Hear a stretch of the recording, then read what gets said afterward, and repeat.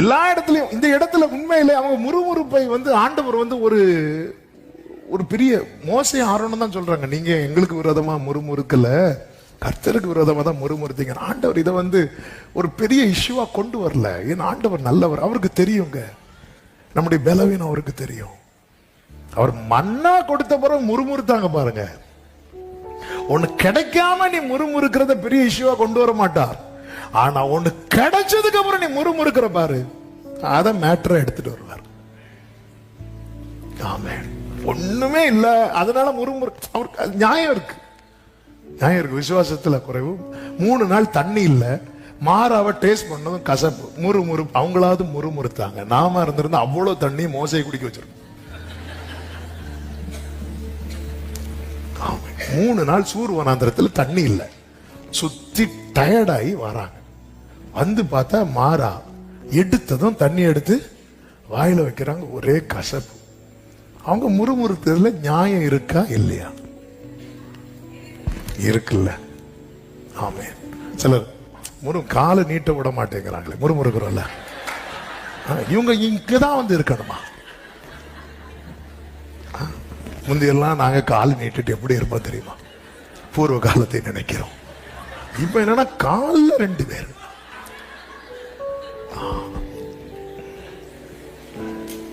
எல்லாருக்குமே அவங்கவுங்க முறுமுறுப்புக்குன்னு ஒரு நியாயம் இருக்கு.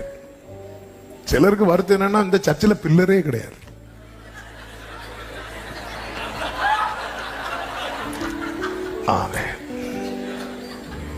கர்த்தர் உங்களை ஆசீர்வதிப்பாராக.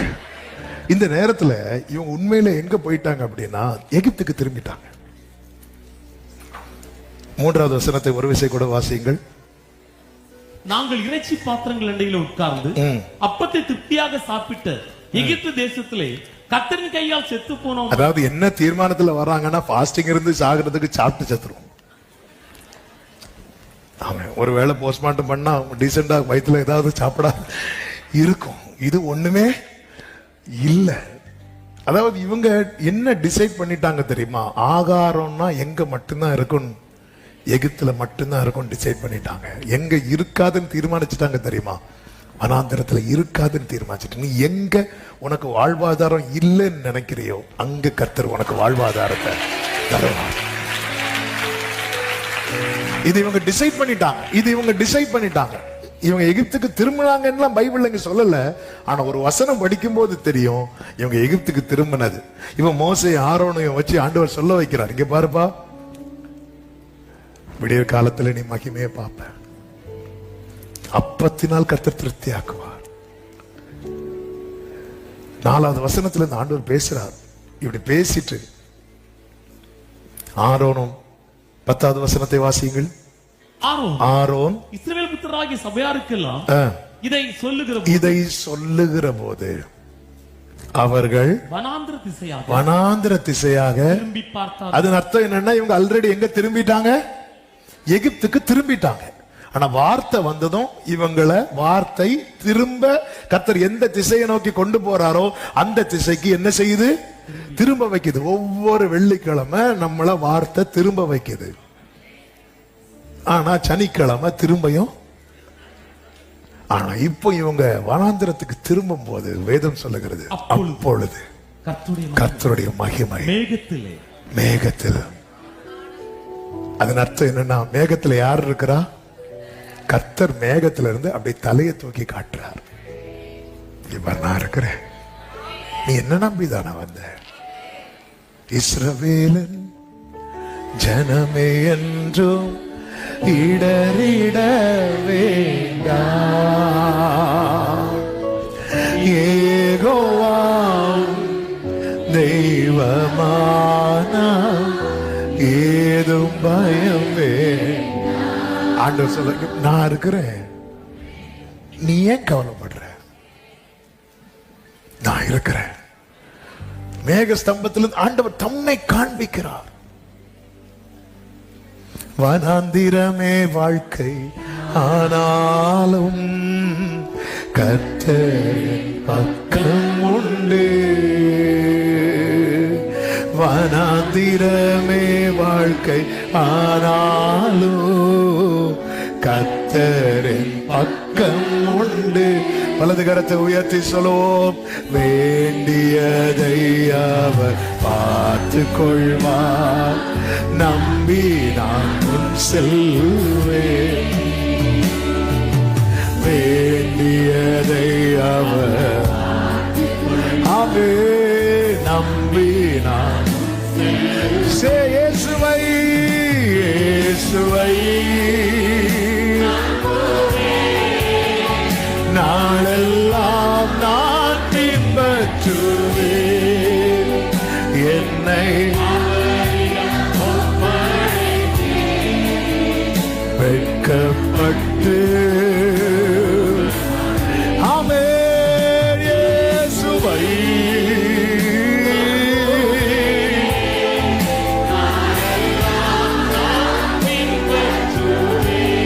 ஒடரமம்ரே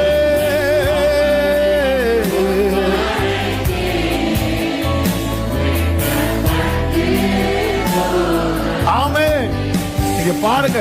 இஸ்ரவேலருக்கு அன்று வழிகாட்ட மேக ஸ்தம்பமும் அக்கினி ஸ்தம்பமும் இருந்தது. அதிலிருந்து மகிமை வெளிப்பட்டது. தேவ பிள்ளை நமக்கு கொடுக்கப்பட்ட, நமக்கு வழிகாட்டு மேக ஸ்தம்பமும் அக்கினி ஸ்தம்பமும் கர்த்தருடைய வசனம். நமக்கு ஒரு தேவை சந்திக்கப்படலைன்னதும் இதை விட்டுதான் திருப்புறோம். நீ திரும்பி பாரு, இதுக்குள்ள இருந்து அவர் தம்முடைய முகத்தை காட்டார். இஸ்ரவேலே, யாக்கோபே, இஸ்ரவேலே, உன்னை நான் மீட்டு கொண்டு வந்திருக்கிறேன். கூப்பிடும் காக்கை குஞ்சுகளுக்கு ஆகாரத்தை சபதரித்து கொடுக்கிற நான் உன்னை போஷிக்காம இருப்பேனோ? ஆமே. சாப்பிடணும்னு எகிப்துக்கு போனோம். அன்று அப்படி ஒரு சூழ்நிலை இருந்தது. தேவ சித்தம் அது. நாம் சாகாமல் பிழைக்க எங்க போவோம்னு யாக்கோபு சொல்லுவாரு, எகிப்துக்கு போவோம்னு சொல்லுவாரு. ஆனா இன்று பாரு, உன் கூட கர்த்தர் இருக்கிறார். எகிப்துக்கு போனதான் சாப்பிட முடியுமா? இந்த வனாந்திரத்துல உன்னை அழைத்து கொண்டு வந்தது யாரு? கர்த்தர் அல்லவா?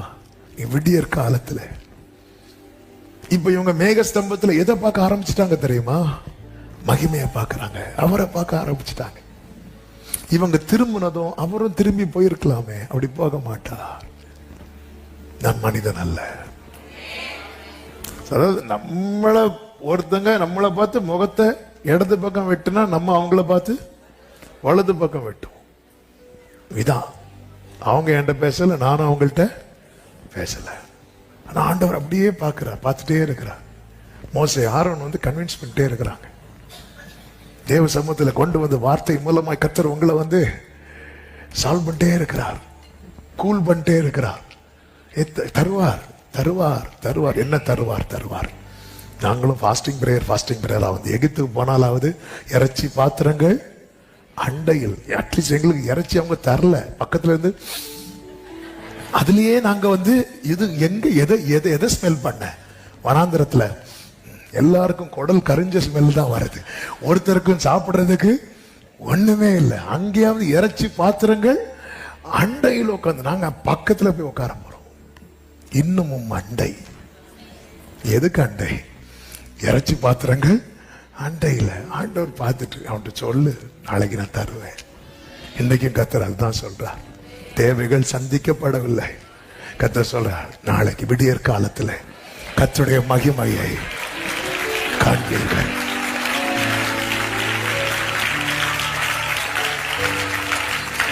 ஆமென் சொல்லுங்க பார்க்கலாம். வேதம் சொல்லுகிறது, அதனுடைய 13, 14 வசனங்களை வாசியுங்கள்.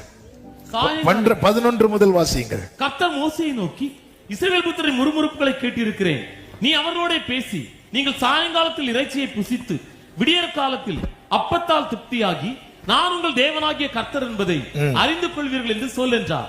சாயங்காலத்தில் காடைகள் வந்து விழுந்து பாளையத்தை மூடிக்கொண்டது. விடியற் காலத்தில் பாளையத்தை சுற்றி என்ன பெய்திருந்தது? பனி பெய்திருந்தது. இப்போ எதை கவர் பண்ணிட்டு தெரியுமா? பாளையம், அதாவது வனாந்திரத்தை எது கவர் பண்ணிட்டு? பனி. இப்ப நேத்து வரை இவங்க கண்ணுக்கு வனாந்திரம் ஒண்ணுமே இல்ல. இப்ப கண்ணுக்கு எப்படி தெரியுது? ஃபுல்லா பனி. பெய்திருந்த பனி நீங்கின பின்பு இதோ வனாந்திரத்தின் மீது எங்கும் வனாந்திரத்தின் இனி வனாந்திரம்னு எதெல்லாம் சொல்லி ஃபீல் பண்ணியோ அதுக்கு மேல ஃபுல்லா வனாந்திரத்தின் மேலெங்கும், என்னுடைய இல்லாய்மையின் மேலெங்கும், என்னுடைய குறைவின் மேலெங்கும் glory. ஆண்டவருடைய விசேஷமே உன் பலவீனத்தில் என் பலன், அவருடைய பலன் பூரணமாய் விளங்க என்னில் என்ன வேணும் இனி வராது. ஓ அப்படி பல. அதனாலதான் பவுல் என்ன சொல்றார் தெரியுமா? என் பலவீனத்தை குறித்து இன்னைக்கு சொல்லுங்க, இந்த வனாந்தரத்தை குறித்து மேன்மை பாராட்டுகிறேன், இந்த மாறாவை குறித்து மேன்மை பாராட்டுகிறேன். ஆமென். எத்தனை பேர் ஆண்டவரை நம்புறீங்க? ஹalleluya, ஹalleluya. எகிப்துல இருக்கிறது வரைக்கும் கர்த்தர் யார் என்று உனக்கு தெரியாது. நீ கர்த்தர் யார் என்பதை அறிந்து கொள்ளதான் உன்னை இந்த 40 வருடம் இந்த வனாந்தரத்திலே நடத்தினேன். கொஞ்சம் யோசித்து பாருங்க, எது எது வனாந்திரமாய் அது கண்ணுக்கு முன்னாடி ஐயோ இங்க ஒண்ணுமே இல்லை, அது ஃபுல்லா என்ன இருக்கா? ஆமென். உருட்சியான ஒரு சிறிய வஸ்து உறைந்த பனி கட்டி பொடிய தனையால் தரையின் மேல் கிடந்தது. இஸ்ரவேல் அதை கண்டு அது இன்னது என்று அறியாதிருந்து ஒருவரை ஒருவர் பார்த்து, அது கொஞ்சம் வெயிட் பண்ணுங்க, ஒரே ஓட்டம். அதை கண்டு இன்னதென்று இதை என்னன்னு சொன்னாங்க நேத்து வனாந்தரம். இப்ப என்ன சொல்றாங்க? குருடரை அவர்கள் உனக்கு தெரிஞ்சது கிடையாது, உனக்கு தெரியாதது அதுல இருக்கிறது. எப்பொழுது நீ அவரை சந்திக்கிறாயோ அது உனக்கு வெளிப்படுத்தப்படும். உன் வாழ்க்கை என்ன? என் வாழ்க்கை தெரியாது, எனக்கு என்னன்னு தெரியல. பக்கத்துல பார்த்து சொல்லுங்க, தெரியல. ஆமே, தெரியல. எப்ப முடியும்னு தெரியல, என்னன்னு தெரியல. கொஞ்சம் முன்னாடி என்ன சொன்னாங்க? இந்த வனாந்தரம். அந்த 3 கடைசி ஒரு விசை கூட வாசியுங்கள். இந்த வனாந்தரத்திலே அழைத்து வந்தீர்களே. இது என்னது? நேத்து என்ன சொன்னாங்க, இன்னைக்கு என்ன சொல்றாங்க? இப்படிதான். இதான் glory. தெரியாது, உனக்கு தெரிஞ்சது இல்ல, உனக்கு தெரியாதது. கர்த்தர் உன்மேல வைத்திருக்கிற திட்டம் உனக்கு தெரிந்ததல்ல, நீ அறியாததும் உனக்கு விசுவாசிக்கிறவங்க மட்டும் நல்ல கரங்களை சட்டி ஆமென். பூமிக்கு வானம் எவ்வளவு உயரமாய் இருக்கிறதோ அப்படியே உங்களை குறித்த ஹalleluya, பூமிக்கு வானம் என் நினைவுகள் அல்ல. இன்னைக்கு நீ எதை பார்த்து இந்த வனாந்திரம் அதே இடத்துல வந்து இது என்னது என்னது தெரியல. நம்மள்ட்ட வந்து கேட்பாங்க, எப்படிங்க நீங்க எப்படி பாஸ் ஆனீங்க?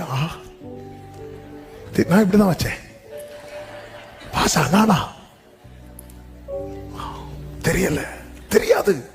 இது என்னது என்று அறியாதிருந்து ஒருவரை ஒருவர் பார்த்து இது என்ன என்ன. அப்பொழுது மோசே அவர்களை நோக்கி, நேத்து இது என்னன்னு அவங்க சொன்னாங்க, வனாந்தரம். அவங்க யார பார்த்தாங்க? மோசையை பார்த்து என்ன பண்ணாங்க? உங்களை பார்த்து முறுமுறுக்கிறவங்களுக்கு எல்லாம் நாளைக்கு உங்களை வச்சுதான் பேச போறாங்க. ஆகாதென்று தள்ளின கல்லை தலைக்கல்லாய் மாற்றி இது கர்த்தராலே ஆயிற்று, இது நம்முடைய கண்களுக்கு. எத்தனை பேர் சொல்ல, என்னை பார்த்து முறுமுறுத்தவர்களுக்கு கர்த்தர் என்னை கொண்டு பதில் சொல்ல போகிறார். விசுவாசிக்கிறவங்க சத்தமா ஆமென்.